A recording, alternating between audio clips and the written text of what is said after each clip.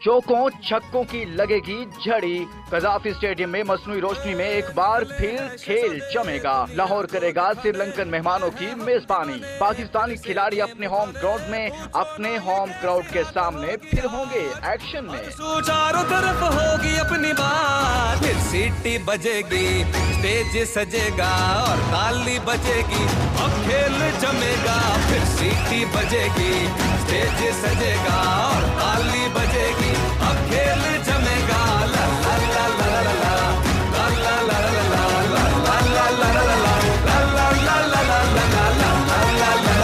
One day और T20 series में शिकस्त के बाद श्रीलंकन टीम कौमी टीम को घर में शिकस्त देने के लिए पुरुम्मीद है, जबकि शाहीन अपनी होम ग्राउंड पर शायकीन के दिल जीतने के लिए बेताब हैं।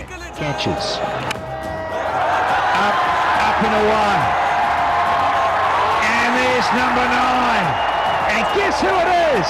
Nawaz in the thick of it. Pakistan ने श्रीलंका को दूसरे T20 मैच में सनसनीखेज मुकाबले के बाद शिकस्त दी। शादाब खान के छक्के ने मियादाद की याद ताज़ा कर दी। पाकिस्तान ने 124 रन का हदफ एक गेंद पहले 8 विकेटों के नुकसान पर पूरा किया। शानदार परफॉर्मेंस पर शादाब खान को प्लेयर ऑफ द मैच का